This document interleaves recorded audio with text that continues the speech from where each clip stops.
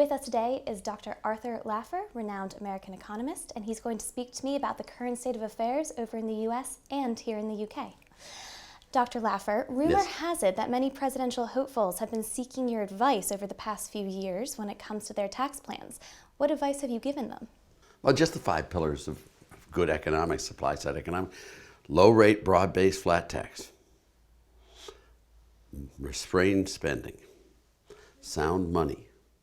Free trade and minimal regulations, and then get the hell out of the way and let the market solve itself. I mean, that's really what a government's supposed to do, is just set the groundwork for it and just have it so you have a low rate, broad-based flat tax so that, you know, so that you have the least incentives to evade, avoid, or otherwise not report taxable income, and you have the least places to which they can put that income to avoid taxation. And as you know, and the picture right behind you, right there, is Milton Friedman. He always said government spending is taxation, and it is. And all taxes are bad. Some are worse than others. That's why you want to collect your taxes in the least damaging fashion and spend your money in the most beneficial fashion. And when the pain of the last dollar of taxes collected is a little bit less than the benefit of the last dollar spent, stop already. That's when you limit government spending. Free trade. I mean, it's so obvious. We make some things better than foreigners do, and they make some things better than we do. They would be foolish in the extreme if we didn't sell them those things we make better than they do in exchange for those things they make better than we do. It's called the gains from trade, comparative advantage, win-win situation.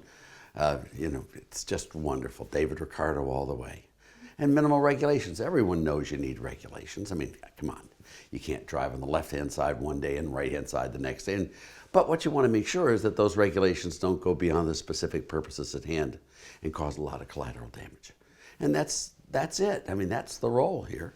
Well, out of the dozen or so Republicans who were vying for that candidacy, did any of their tax plans stick out to you specifically? They're all really good. Really? Every single Republican wants lower rates and broader base. But we have such a broad category of Republicans this cycle. I mean, I know it's dwindled down now, but you felt pretty good about all their taxes? You may have thought it was broad. In economics, they weren't broad.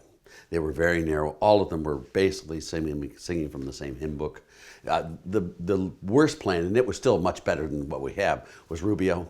He kept the highest rate at 35%, but all the others, some of them had the lowest rate in the teens. I mean, which is pretty impressive. Cruz, Rand Paul, Donald Trump has a great tax plan. I mean, Ben Carson was fantastic. Over in the U.S., but also here in the U.K., there's a huge controversy about corporations dodging their taxes. What's going on here? What's the problem? Yeah. Are corporations actually trying to get out of their taxes, or are we being too hard on corporations? When you treat someone unfairly and unjustly, don't be surprised if they try to avoid your actions.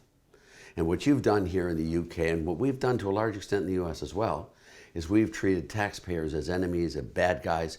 We've raised taxes way too high on them, and they feel like they've been persecuted, so they're going to do everything they can to get around it. And I don't blame them for a moment. I mean, really don't. Look what happened when you lowered your tax rate from 50p to 45p. You saw what Chancellor of the Exchequer Osborne said. You collected a lot more money. They stopped trying to get around it. It's fair tax. You got to treat taxpayers like customers, like friends. You know, everyone knows they have to pay their fair share of taxes. But when you're trying to really rip someone off, they resent it, and they're going to do all they can to get around it. So just have a low rate, broad-based flat tax where everyone spends, you know, has to pay their rightful share, and everyone has to. And you'll get them paying their share and not griping and paying it willingly. Well, speaking of George Osborne, he has political ambitions over here in the UK to be the next Prime Minister. Shocking, I know. If he wants to create a prosperous economy that could help him achieve his political ambitions, what do you suggest he do specifically in terms of taxes? Well, he's already done one wonderful thing, dropped the highest tax rate from 50p to 45p.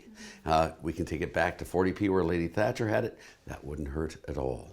What you want to do is then, as you're lowering the rates, you want to close loopholes, close the base. You want to make it so businesses want to locate in the UK. I mean, this ain't rocket surgery, as Larry Gatlin says. If you got 2 locations, A and B, if you raise taxes in B and lower them in A, producers and manufacturers and people are going to move from to.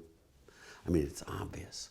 And what you have to do is make the UK attractive for people to locate their businesses, to employ people, to bring resources in not take them out. So I look forward to speaking to you about it when we have some more results and potentially We a had few some pretty months' good time. results last night. I mean, Trump seems to be taking it pretty clearly. And You think? It's all this scare tactics of, I mean, the problem in the U.S., if I may say so, not on economics, is, he's not for sale. And all the political donors who give lots of money to candidates so they can later on call them and have their phone calls answered aren't getting the access they want. We also have another candidate in the U.S. elections, Senator Bernie Sanders, who says that he's not for sale, he's not being bought out by big corporations.